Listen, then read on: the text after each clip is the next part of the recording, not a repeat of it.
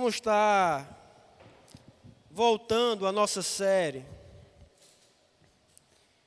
em Colossenses. A gente passou um mês pregando com pregações em outros textos. E agora vamos estar encerrando o capítulo 1.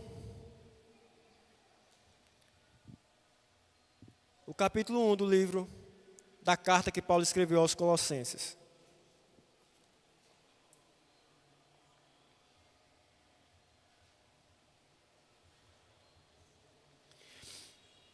Vamos ler do versículo... O último sermão, irmãos, foi no versículo 24. Hoje vamos estar meditando dos versículos 25 ao 29. Porém, vamos ler a partir do 24. Colossenses 1, do 24 ao 29.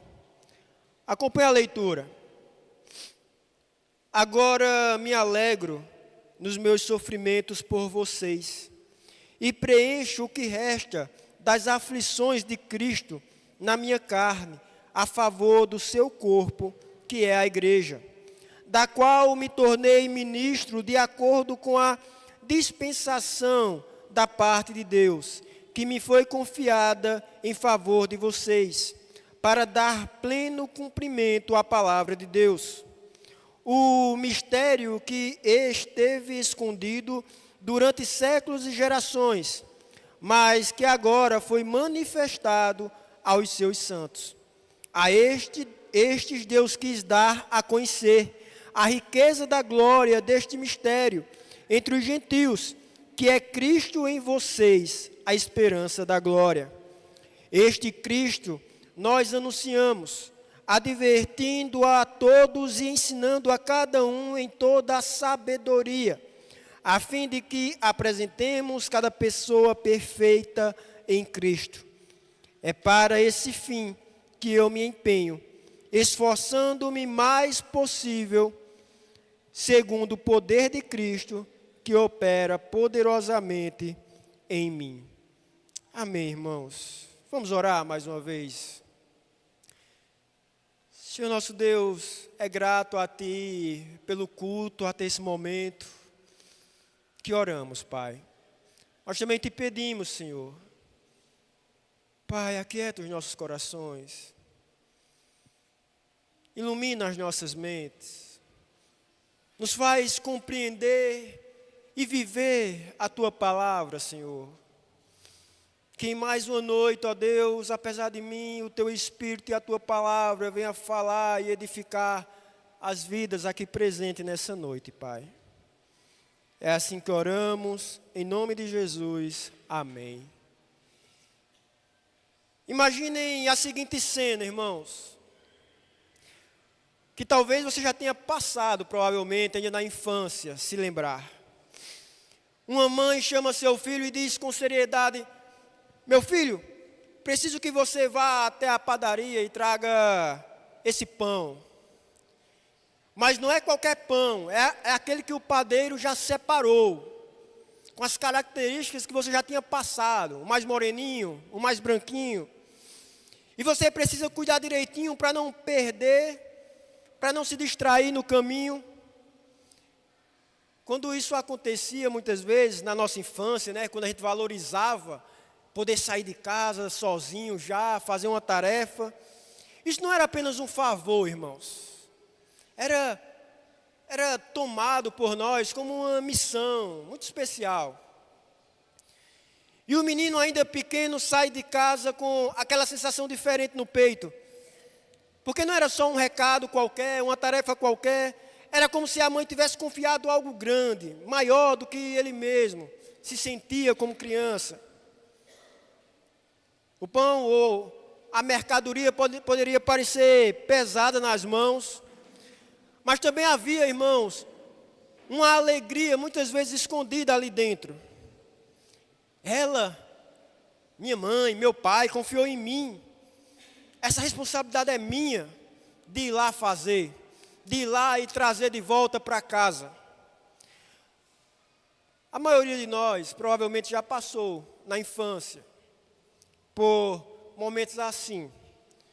Quando alguém nos entrega uma tarefa séria, um encargo importante, mesmo agora adulto, nós sentimos tanto o peso quanto a honra daquela responsabilidade, irmãos. Eu me lembro a primeira vez que eu fui escalado para pregar na igreja, tinha 16 anos, e eu lembro que eu passei os 20 dias anteriores sentindo do acordar ao dormir o peso que seria aquele dia que me esperava. Mas também, querendo ou não, havia aquele sentimento de honra pela responsabilidade dada também. Sem dúvida, todos já provaram e experimentaram de situações semelhantes. É exatamente esse tipo de sentimento, irmãos, que encontramos agora em Paulo. Veja, quando ele fala do ministério que recebeu do Senhor, não foi um encargo qualquer aqui, irmãos. Foi a missão mais gloriosa que alguém poderia receber, servir a igreja e anunciar a palavra de Deus em toda a sua plenitude. Na história que contei, irmãos, o filho sente o peso e a honra de receber aquela missão, aquela tarefa dos pais. E é exatamente esse tipo de responsabilidade que encontramos agora na vida de Paulo aqui. Depois de exaltar a Cristo como Criador, como reconciliador e esperança da glória, como vimos em sermões anteriores do capítulo 1, Paulo ele abre o coração e fala sobre a missão que lhe foi confiada por Deus agora. Ele não escreve apenas como um teólogo, irmãos, distante de nós, distante da igreja, não é isso. Mas como alguém que recebeu o encargo pessoal, uma tarefa real e intransferível para outro. Os colossenses, eles precisavam entender que o evangelho que chegou até eles não era fruto do acaso, mas de um plano divino. Deus levantou Paulo. Foi Deus que deu a ele essa missão de servir a igreja, de proclamar a palavra em toda a sua plenitude.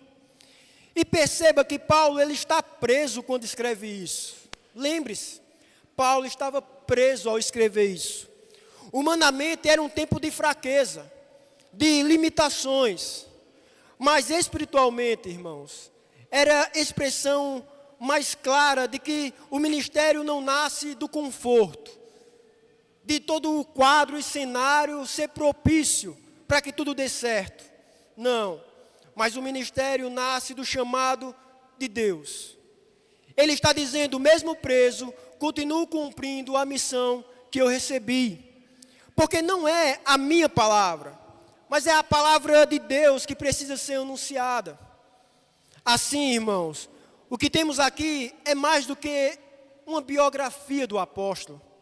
É o testemunho de alguém que entendeu que viver para Cristo é viver sobre um encargo, é viver sob missão mesmo. E isso não era apenas sobre Paulo, irmãos. Era também para que os colossenses compreendessem a grandeza do evangelho que haviam recebido, que haviam crido. E é nesse tom de testemunho que Paulo continua. Ele mostra com simplicidade e profundidade, irmãos, qual foi o encargo que ele recebeu de Deus. E como esse chamado moldou agora toda a sua vida. Observe o versículo 25, mais uma vez, irmãos. Da qual me tornei ministro, de acordo com a responsabilidade que me foi dada por Deus para convosco, de anunciar plenamente a palavra de Deus. Paulo, ele se apresenta como ministro da igreja aqui. Mas não no sentido moderno, irmãos, de status, de título, não é isso. A palavra que ele usa aqui aponta para um servo, de fato. Alguém que administra aquilo que não lhe pertence, como se mordomo fosse, como realmente somos. A expressão responsabilidade que me foi dada por Deus aqui, significa administração, de fato. Administração de uma casa. Administração de alguém que tem em suas mãos algo para prestar conta, para administrar. Ou seja, Deus confiou a Paulo o tesouro da sua palavra. E a missão dele era servir a igreja entregando esse tesouro, que é a palavra, de forma fielmente. Note que Paulo não fala de um projeto pessoal aqui, irmãos. Ele não está falando de uma carreira que ele escolheu, mas de um encargo que lhe foi recebido. Ele entende que sua visão não lhe pertence mais, que sua vida não lhe pertence mais. O que move, irmãos, não é mais a conveniência. O que tem lhe movido agora é a obediência ao Senhor, e nada mais do que a obediência ao Senhor. O objetivo desse encargo era anunciar plenamente a palavra de Deus. Isso significa transmitir a mensagem de forma completa, irmãos. Sem ocultar, sem omitir nenhuma parte, sem selecionar apenas aquilo que o agrada. Como Calvino observa, Paulo não trouxe uma doutrina nova, mas ele foi o dispenseiro do Evangelho que agora se revelava em sua plenitude em Cristo. E aqui, irmãos, aprendemos a natureza do ministério cristão. Veja, não é invenção humana, irmãos. O ministério cristão é uma mordomia divina dada por Deus. O pregador é um dispenseiro da palavra, não é o autor da palavra. O conteúdo não é sua criatividade, irmãos, mas é a revelação de Deus. O conteúdo não é um sonho que foi interpretado. O conteúdo não é uma fala que vem da sua intenção do coração, irmãos. Mas o conteúdo é a revelação de Deus, que é somente a sua palavra revelada. O alvo não é agradar os homens, irmãos, perceba. O alvo não é agradar os homens. O alvo daquele que vem aqui pregar não pode ser agradar vocês, irmãos. Às vezes, quando estou escrevendo o sermão, tem parágrafos, trechos que eu penso, esse não é um trecho que vai arrancar um amém. Esse não é um trecho que vai arrancar um glória a Deus. Mas todo pregador, irmãos, não pode estar aqui disposto a agradar a igreja quando prega a palavra do Senhor. O alvo nunca foi agradar aos homens, mas sempre edificar a igreja, irmãos. Mesmo quando ouvimos aquilo que não gostaríamos, mesmo quando somos confrontados naqueles pecados mais íntimos, naqueles ídolos mais intocáveis que foram construídos em nossos corações. Assim, toda vez que a igreja se reúne, irmãos, ela não deve esperar opiniões pessoais, mas ela deve esperar o anúncio fiel da palavra do Senhor. Um anúncio fiel das Escrituras. Quando a palavra é pregada plenamente, Cristo é revelado, e só assim que a igreja ela é nutrida, só assim que a igreja é alimentada realmente. Essa palavra de Paulo, irmãos, corrige uma tentação antiga e também muito presente em nossos dias, que é transformar o ministério em palco para a autopromoção. Há pregadores que falam mais de si do que de Cristo, do que da mensagem, do que da palavra. Gente que mede o valor do trabalho pela quantidade de aplausos, de elogios, e não pela fidelidade do evangelho, ao evangelho de fato. Paulo, ele não se via como estrela, irmãos, de plateia. Ele se via como servo da igreja, servo de Deus, comissionado a entregar o que Deus revelou, inclusive as partes que confrontam. E isso também corrige outro erro, que é a ideia de que podemos tratar a Bíblia de forma parcial. A ideia de que você pode tratar a Bíblia de forma parcial. Lembra daquelas caixinhas que existia? Me fugiu o nome agora. Caixinha de promessa, isso. Caixinha de promessa. Que as pessoas iam lá, todo dia pegavam um versículo. Você lembra de algum versículo confrontador naquelas caixinhas, irmãos? Quer um exemplo mais moderno? Tem um devocional hoje que viralizou muito aí, Café com Deus Pai, né? Uma vez eu dei uma olhada, óbvio, não li todos, dei uma olhada. Dificilmente, irmã. Na verdade, eu não encontrei. Só não vou dizer que não existe nenhum, porque não li todas. Aí bombou a devocional. De fato, um dos livros evangélicos mais vendidos até agora e por algum instante, por algum momento, o mais vendido do Brasil. Mas não é à toa, irmãos, que viralizou, que se espalhou, que foi tão abraçada. Lembra de músicas evangélicas, às vezes, gospel, que toma o espaço de tantos ambientes. Lembram da música como Zaqueu, que era cantada até em bar? Ou Remove a Minha Pedra, Me Chama Pelo Nome, Muda a Minha História, que é cantado em tantos ambientes ímpios, seculares. Não é à toa, irmãos. É porque são mensagens que não confrontam. Em nenhum momento. Pregadores evangélicos ganhando espaço na TV aberta, na Globo local, como David Leonardo, com um programa semanal, um programa diário de segunda a sexta, em uma das emissoras dessas maiores. Não é à toa, irmãos. Não adianta nos alimentarmos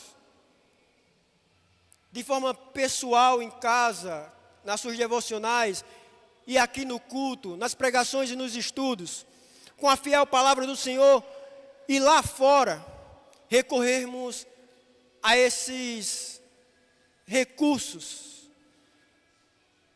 que muitas vezes transmitem apenas aquilo que vai inflar o nosso ego. Aqueles versículos isolados, fora de contexto. Tudo posso naquele que me fortalece, né? E aí jogador de futebol coloca na testa. Como, não, eu posso conquistar todas as coisas todas as coisas naquele que me fortalece. Eu posso conseguir aqueles bens que eu sonho naquele que me fortalece. E aí você vai ler o contexto da passagem. Paulo está dizendo que passou fome, escassez, e também passou bênçãos. E que agora ele pode suportar todas as aflições e todas as dificuldades naquele que fortalece.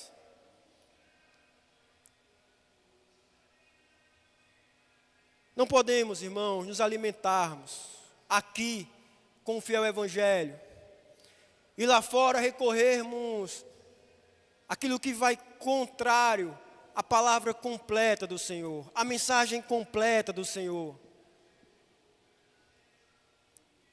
E isso quando não se recorre às mensagens coachings hoje em dia, né?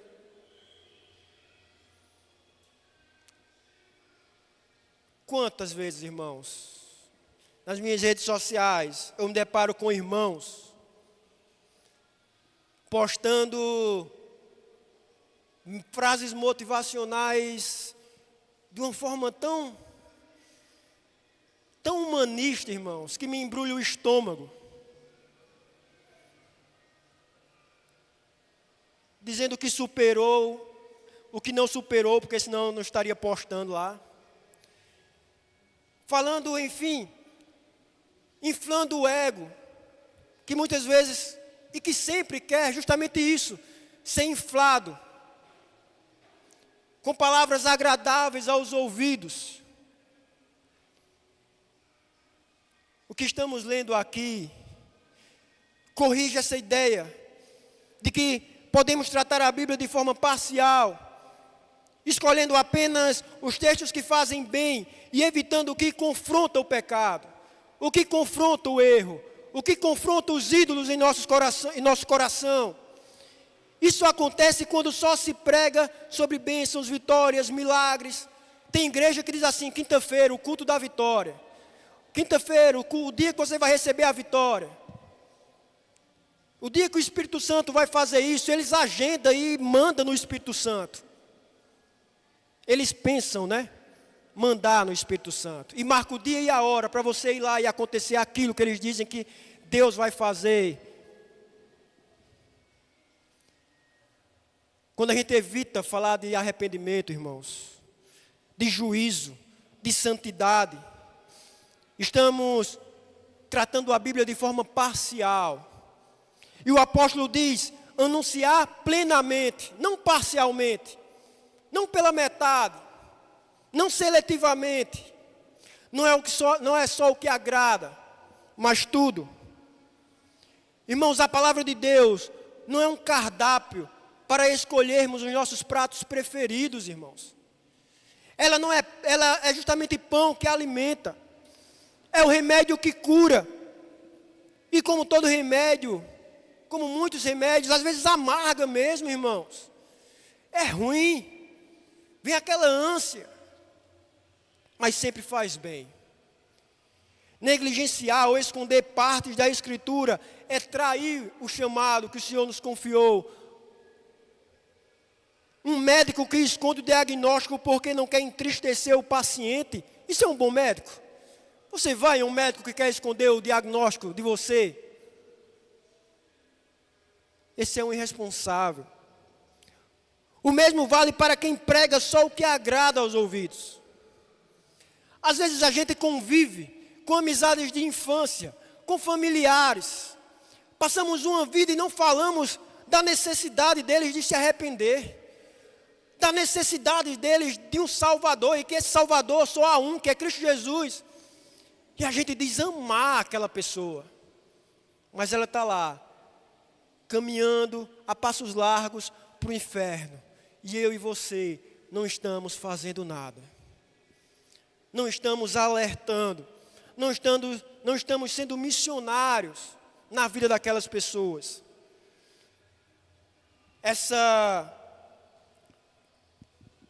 Esse texto, essa doutrina, também fala contra o pragmatismo moderno, que mede ministério por números ou resultados visíveis.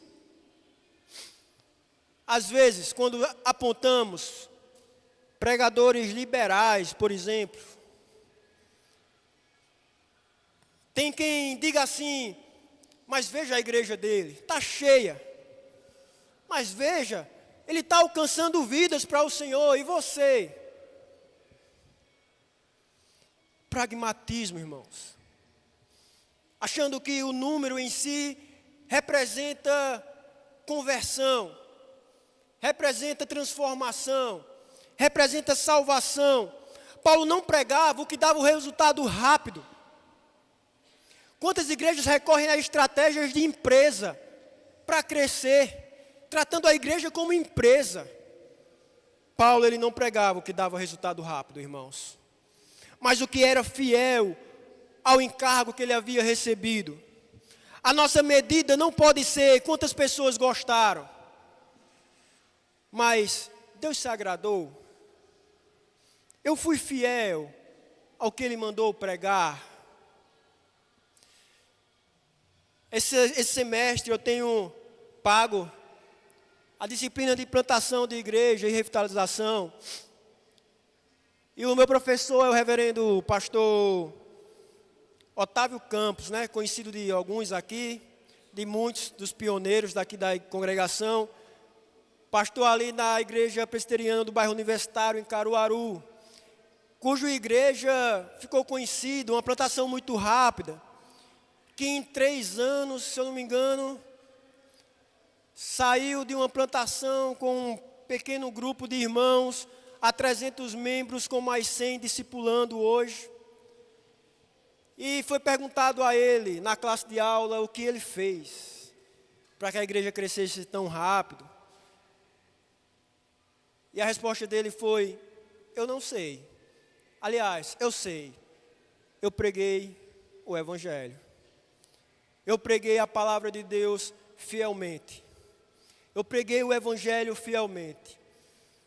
Deus tem os seus escolhidos e Ele foi enviando e a gente foi buscando levar a mensagem ao máximo de pessoas que poderíamos dentro do nosso alcance, com evangelismo, com rede social.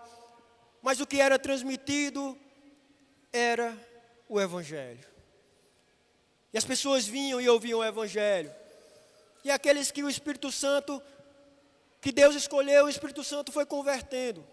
Mas eu não fiz outra coisa senão pregar o Evangelho. Isso me lembrou de Lutero, que na época da Reforma, disse a alguns que falaram sobre ele, sobre como a mensagem da Reforma estava se espalhando por toda a Europa, por todo o Ocidente. E Lutero disse que, enquanto ele estava lá sentado, foi a palavra que fez tudo. Foi a palavra. Foi o próprio Deus que fez tudo. Não, irmãos. Quando estamos conversando com os irmãos, com pessoas lá fora, evangelizando intencionalmente, se relacionando intencionalmente, quando estamos falando da palavra do Senhor, e no nosso comportamento e viver lá fora, a nossa medida não pode ser se as pessoas gostaram, se elas se agradaram, mas se Deus tem se agradado, se Deus tem gostado do nosso viver, do nosso comportamento, se temos sido fiel ao que Ele mandou. Não é raro ouvirmos pessoas que dizem: eu gostei de tal igreja porque a mensagem é mais leve, é mais positiva. Mas esse não é o critério, irmãos. Muitos correm atrás de lugares onde só se promete vitória, mas não se fala de pecado. Mas isso não é o Evangelho completo, irmãos. Para nós, como membros, a tentação também é ouvir só o que nos conforta e rejeitar o que confronta. Mas se queremos ser apresentados perfeitos em Cristo, amadurecidos em Cristo, precisamos de toda a palavra, não só apenas do que massageia o nosso coração. E se a palavra deve ser anunciada plenamente, não apenas por Paulo, mas como princípio que envolve a vida da igreja, então essa verdade também desce até o nosso dia a dia. Não é só sobre o púlpito, irmãos, que eu estou falando. É sobre a mordomia que cada um de nós recebeu de Deus. Pais, irmãos, Deus confiou os filhos a vocês. Eles não são apenas nossos, irmãos. Eles não são apenas nossos para que a gente administre, eduque, como quisermos. Eles são almas eternas colocadas sob nossa responsabilidade. E um dia, irmãos, cada pai e cada mãe prestará conta diante do Senhor do que fez com essa tarefa, do que fez com esse encargo. E qual é a responsabilidade? Apresentar a eles plenamente a palavra. Não basta dar comida, irmãos, roupa, estudo. É preciso alimentar também com o pão da vida. Isso significa, sim, abrir a Bíblia em casa, mas também significa aproveitar as conversas simples e diárias que temos com eles. Quando o filho chega da escola, chateado porque brigou com alguém, é ali que o Evangelho deve ser trazido, ensinando sobre perdão, sobre paciência, sobre falar a verdade em amor. Quando a família se reúne à mesa, antes mesmo de comer, é ali que um simples momento de oração ensina que todo sustento vem do Senhor. Se os filhos percebem que você tem paciência com os outros, mas perde facilmente a calma em casa, eles aprendem que sua fé é só de fachada. Se eles percebem que você é um com os irmãos da igreja e outro em casa, eles percebem que sua fé é uma mentira, é superficial. Se eles veem que a Bíblia nunca é aberta fora da igreja, eles aprendem que a palavra não é tão importante assim. Se eles escutam você falar mal dos irmãos, reclamar do culto, criticar os líderes, eles concluem que Cristo não é prioridade no seu coração. Então eu pergunto, os seus filhos estão crescendo, nutridos pela palavra, ou apenas alimentados pelas telas que vocês os colocam de frente para passar o tempo? Você tem sido um mordomo fiel ou relaxado quanto à criação dos seus filhos? Não espere perfeição. Não é disso que estou falando, irmãos. Mas não negligencie também. O encargo é grande demais para ser tratado com descuido. Lembre-se, ser mordomo fiel não significa ser um pai sem falhas, irmãos. Não é isso. Não espere esse peso sobre si, mas um pai que reconhece sua fraqueza, que pede perdão e que volta sempre a conduzir seus filhos a Cristo somente. E aqui está a esperança. Você não está sozinho nessa tarefa, irmãos. O mesmo Cristo que confiou os filhos a vocês, é o Cristo que habita em você, que dá graça, que sustenta e que cobre as suas falhas com o seu sangue. Mas não pense os demais que não são pais, que isso se aplica só a alguns. Paulo nos mostra um princípio que vale para toda a igreja. Cada um de nós recebeu algo das mãos de Deus. E um dia todos nós prestaremos contas do encargo que nos foi confiado. Alguns receberam filhos, sim. Outros receberam ministérios, vocações diferentes. Outros receberam dons específicos, mas todos receberam, todos, sem exceção, como vimos agora no mês de agosto, na maioria das pregações sobre missões, todos receberam a palavra para ser anunciada, aqueles que estão ao nosso alcance.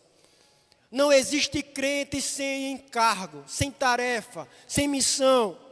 Talvez seu encargo seja servir nos bastidores, pensando aqui no ambiente de culto. Mas o simples preparo do café, irmãos, isso não é pequeno. Deus, se Deus lhe confiou, seja o que for, seja fiel nisso. Talvez seu encargo seja orar pelos irmãos em silêncio, sem que ninguém veja. Isso é uma mordomia que você deve prestar ao seu Deus. Talvez seja apoiar alguém em necessidade, tendo você recebido condição para isso. Uma visita ao enfermo, irmãos. Uma palavra de encorajamento a quem está abatido, isso também é ministério, isso também é serviço a Deus. A questão aqui não é se a gente recebeu ou não algum encargo do nosso Deus, mas como a gente tem lidado com Ele, com aquilo que o Senhor tem nos confiado. E aqui mora o perigo, que entregar só uma parte e não todo. O pai que dá sustento, mas não alimenta espiritualmente. O crente que aparece no culto, mas não se envolve em nada além disso. É como servir a meia boca, entregar o pacote pela metade e deixar a tarefa incompleta. Pense na sua rotina, irmãos. Quando você está cansado, não teve nenhum momento de leitura, de oração no dia. Está cansado, prefere a televisão em vez da oração. A gente está tratando a palavra como opcional. Quando você evita uma reconciliação com alguém da igreja porque é difícil demais, está deixando de lado o encargo que é viver em comunhão, que o Senhor prestou a você. Quando você tem a oportunidade de falar de Cristo para um colega, mas se cala por vergonha, está entregando só parte do que recebeu.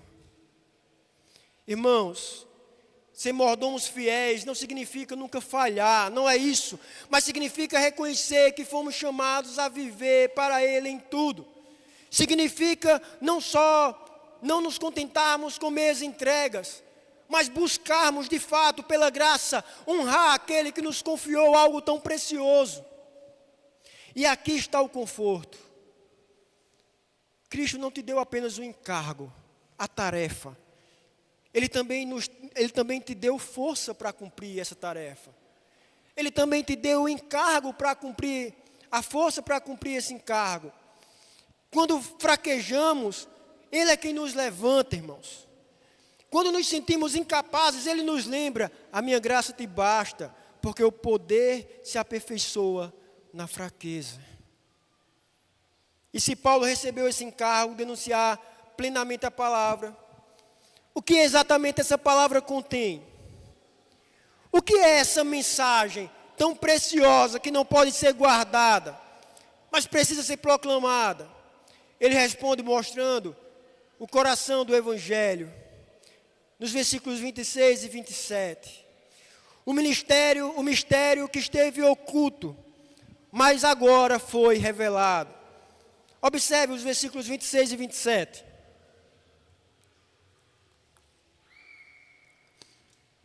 O mistério que esteve oculto durante séculos e gerações, mas que agora foi manifesto aos seus santos. A este Deus quis dar a conhecer a riqueza da glória deste mistério entre os gentios. Cristo em vocês, a esperança da glória.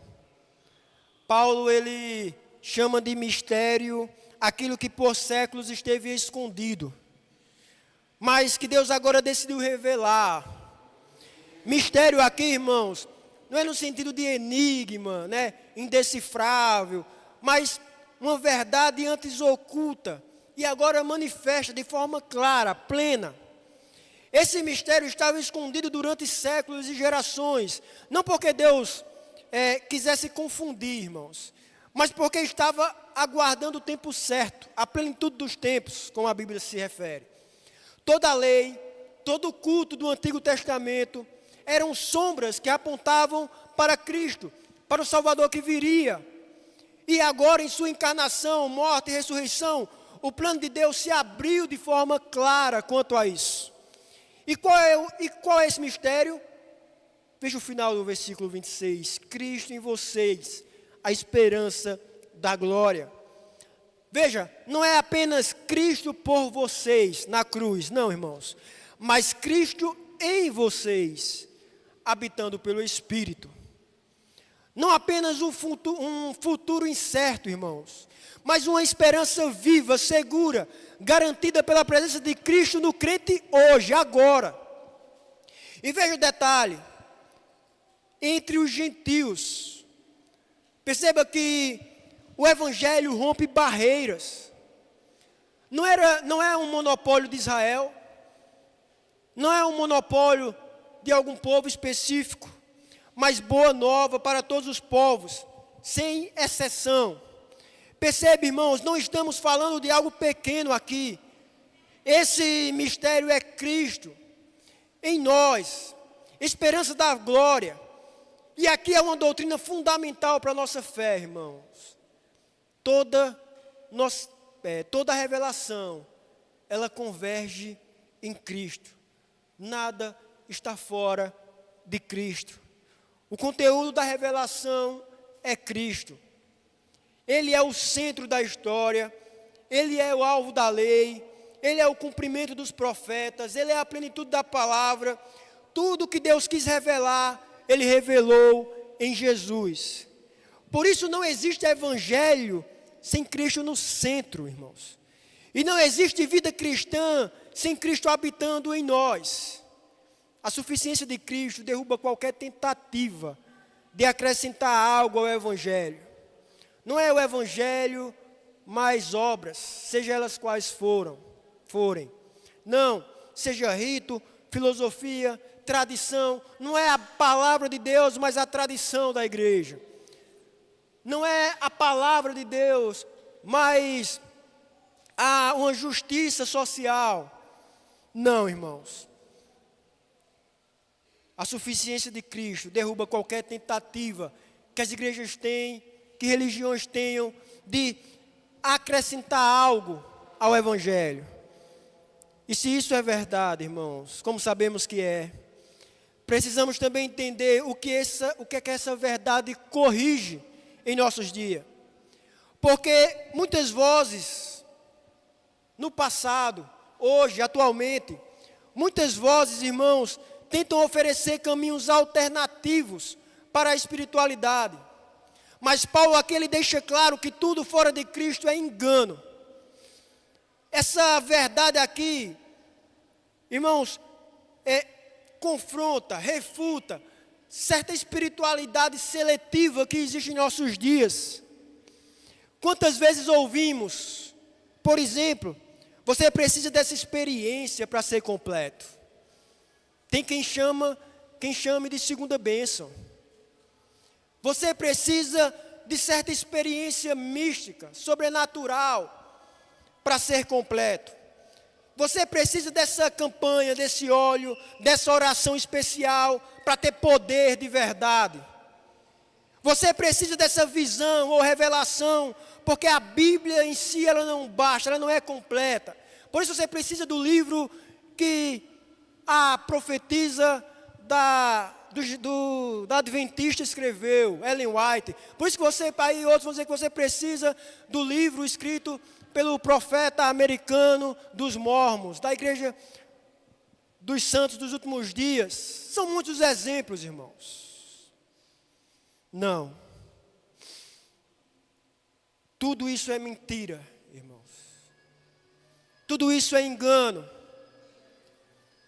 E não há experiências místicas para que venhamos se sentir completos, através de óleo, de oração especial, ou seja o que for.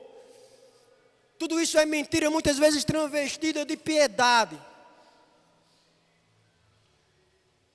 Quantos, como eu, crescendo em outros meios, tive que lidar com a sensação de um crente incompleto por não experimentar de sensações e sentimentos específicos que outros experimentavam. Não, irmãos. E os que não experimentavam eram considerados menos piedosos. Porque só havia 2 motivos para não experimentar. Ou estava sobre pecado, ou não era uma pessoa que orava e que buscava a Deus suficientemente como os outros. Mentiras transvestidas de piedade. Paulo diz: Cristo em vocês é a esperança da glória. Nada além dele é necessário. Ele não nos deu migalhas de graça, irmãos, mas a plenitude da sua presença. Essa verdade também corrige uma ideia muito comum, a de que a nossa esperança, ela é frágil, ela é incerta, como se fosse algo que pudesse se perder a qualquer momento. E o mundo hoje nos treina a desconfiar, não é? Tudo, né? Contratos se vencem, amizades se desfazem. Até a saúde, né? Acaba. O dinheiro, a estabilidade. Mas a nossa esperança não é baseada em sentimentos passageiros, irmãos. Não é baseada em circunstâncias que mudam. A nossa esperança é uma pessoa, irmãos. A nossa esperança é uma pessoa viva, que enquanto está ao lado do Deus Pai, também está habitando em nós. Que se faz presente no meio da congregação, num momento como esse, que é o culto. É Cristo, irmãos. O mesmo ontem, hoje e para sempre, que garante a glória futura, que garante a eternidade nos céus. Por isso não precisamos viver ansiosos, irmãos, com medo de que a qualquer instante Deus mude de ideia, ou que a nossa salvação escape pelas nossas mãos. Não fomos nós que conquistamos Cristo, irmãos. Foi Ele que nos conquistou. Foi Ele que nos alcançou. Não é a firmeza do nosso braço que sustenta a fé que temos. É a fidelidade dEle que nos segura até o fim, irmãos. Então, o que é que fazemos com isso? Se Cristo habita em nós como esperança da glória, isso não pode ser apenas uma ideia bonita guardada na nossa mente. Essa é uma verdade que precisa descer ao coração e moldar cada área, cada esfera da nossa vida. Não é uma promessa distante, é uma realidade presente hoje, que muda a maneira como vivemos aqui e agora. Então o que fazemos com isso? Se Cristo habita em nós, como esperança da glória, o que é que agora fazemos com isso, irmãos? Pense no seu lar. Se Cristo habita em você, a presença dele deve ser visível dentro da sua casa. Quando há discussões no casamento, irmãos, Cristo em você é quem dá mansidão. Cristo em você é quem dá sabedoria e mansidão em vez de palavras ásperas, que você se arrepende depois. Quando os filhos testam a paciência, Cristo em você é quem traz equilíbrio entre firmeza e amor. Quando a família enfrenta crises, falta de dinheiro, doença, frustrações, Cristo em você é quem sustenta a esperança. Pergunte a si mesmo: minha família enxerga Cristo em mim? Ou só vê minhas irritações, impaciência, murmurações, mau exemplo? Pense no trabalho. Cristo em você precisa ser visível na forma como você exerce a sua profissão, a sua função. Não trapaceando para ganhar mais, não rindo das piadas imorais dos seus colegas para ser aceito no grupinho, não sendo negligente, mas trabalhando como quem serve ao Senhor. Quando todos se aproveitam, você é chamado a agir com justiça, irmãos, seja qual for o contexto. Quando todos mentem para levar vantagem, você é chamado a falar a verdade, irmãos, independente das consequências. Cristo em você é quem transforma a ética da sua rotina profissional. Pense na igreja. Cristo em você deve aparecer no cuidado mútuo entre uns e os outros.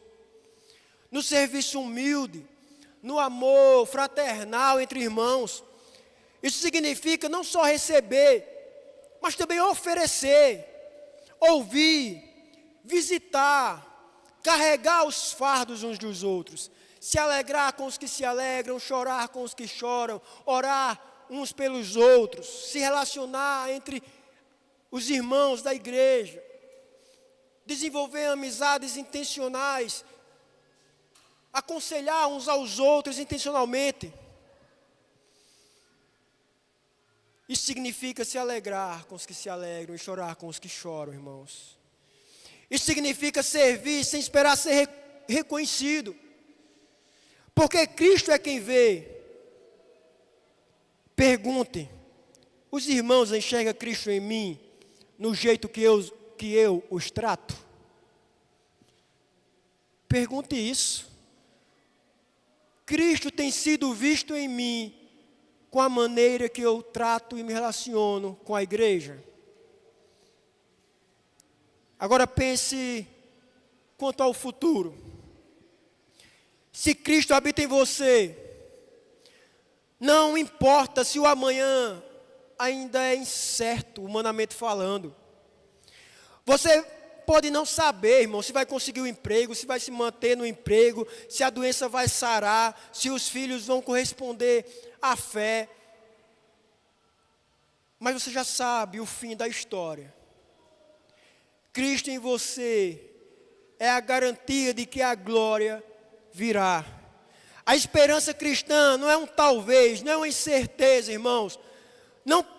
porque você é forte, porque suas obras vai garantir algo, não, irmãos, mas porque Ele habita em você. Mas Paulo não para aqui. Se esse mistério é Cristo em nós, esperança da glória, surge a pergunta: para onde tudo isso nos conduz? Qual é o alvo último desse ministério? É isso que ele vai mostrar a seguir. Veja os versículos 28 e 29, para encerrarmos.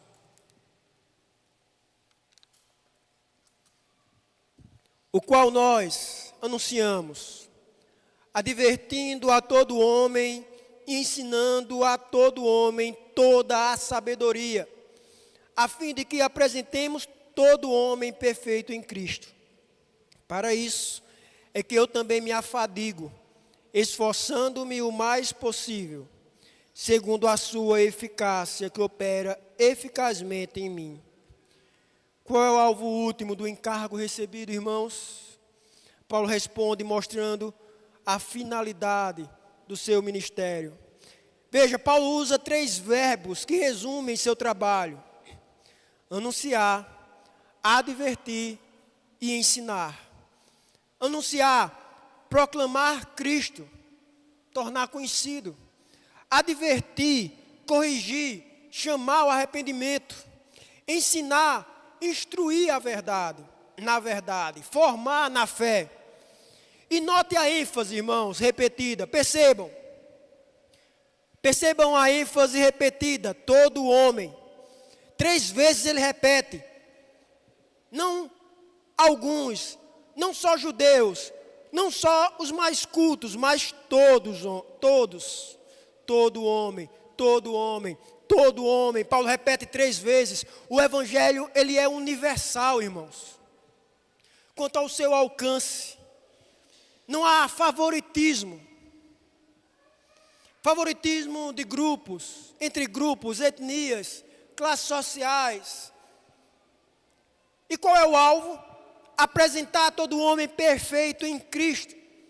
O termo perfeito aí, irmãos, não significa impecável nesta vida, não é isso.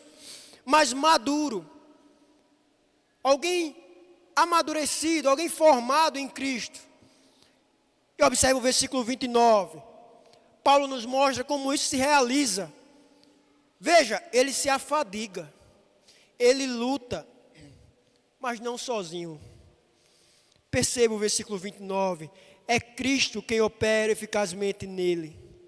Aqui vemos o equilíbrio entre esforço humano e poder divino.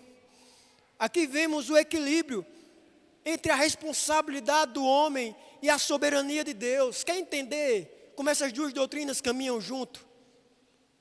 Olhe esse versículo. Paulo, ele se afadiga, ele luta, mas é Cristo que opera eficazmente nele. E isso deve aquecer o nosso coração. Irmãos, não estamos sozinhos nessa caminhada. Paulo lutava, mas a força era de Cristo nele. Você também luta contra o pecado. Enfrenta fraquezas. Tenta amadurecer. Mas não depende apenas do seu esforço. Cristo opera eficazmente em você. O mesmo poder que ressuscitou Jesus, irmãos, é o que trabalha em você hoje, agora.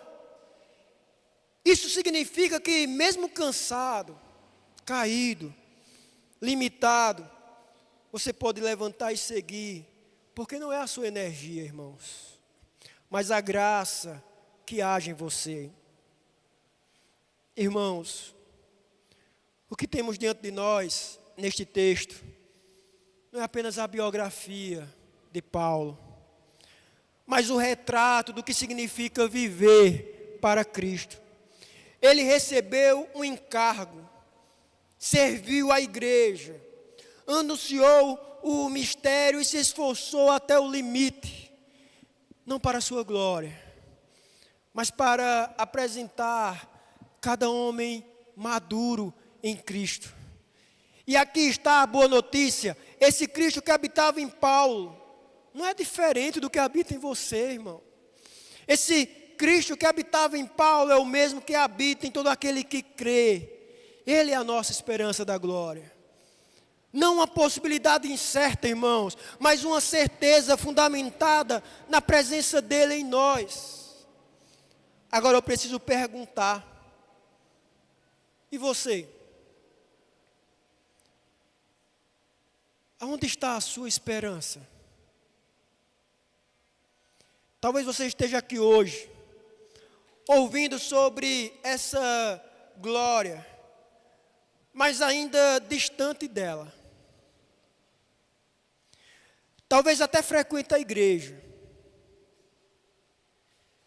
Conheça o vocabulário gospel, né, evangelical. Fale varão por aí, né? Vaso. Saiba os cânticos. Mas talvez Cristo ainda não habita em você. Se for assim, saiba, não há esperança de glória fora dele. Não é frequentar a igreja que traz salvação. Não é ser batizado na igreja que traz salvação. Não é casar na igreja que traz salvação. Mas é crer em Cristo. Não há esperança de glória fora dele. O mundo pode prometer brilho, e esse brilho pode encantar seus olhos muitas vezes, e vem sendo um empecilho. Mas um dia esse brilho vai se apagar. Aquilo que te encanta os olhos hoje no mundo não vai se manter luminoso na sua eternidade. O mundo pode prometer muitas coisas, mas todas são passageiras. Só Cristo é a esperança que não engana. Não pense que poderá se reconciliar com Deus pelos seus méritos, pelas suas obras, pela sua moral. Não há como. A reconciliação só acontece porque Cristo morreu no corpo da sua carne e ressuscitou ao terceiro dia.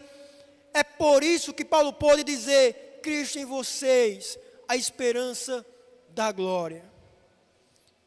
E se hoje você sente o peso do pecado, se percebe que vive alienado de Deus, separado de Deus, veja, não estou falando separado da igreja, mas separado de Deus, com obras que não o agradam, não endureça o seu coração nessa noite. Esse peso pode não ser apenas culpa, mas também pode ser o Espírito Santo mostrando sua necessidade de Cristo. Não fuja disso. Não se esconda. Olhe para o Salvador. Ele é poderoso para salvar. Não há pecado imperdoável, irmãos, além da própria apostasia, que é a blasfêmia contra o Espírito. Não há pecado que tenha poder maior do que o teu Salvador para te separar dele e da salvação. Nada nos separará do amor de Cristo. Lembra de Romanos? Nada. Nada, nem escassez, nenhuma tentação. Nada. Não deixe que o teu passado te aprisione. Mas se arrependa e creia. Olhe para o seu Salvador. Ele é poderoso para salvar. A Escritura diz: reconciliai-vos com Deus. Esse chamado não vem de mim, mas do próprio Cristo, que fala pela sua palavra. Se hoje você ouve a sua voz, não rejeite. clame por misericórdia, confesse seu pecado, creia que só Cristo pode te reconciliar com o Pai. E para os demais, irmãos, para aqueles que já reconciliados estão, esse texto nos convida a viver em humildade e em esperança. Humildade porque tudo que temos vem dele, não de nós. Esperança porque não importa a dureza da caminhada, irmãos. Cristo está em nós e nos levará à glória. Então saia daqui hoje com essa certeza gravada no coração. Não é o tamanho da sua fé, não é a força das suas mãos, mas é Cristo em você. E só isso, irmãos, basta.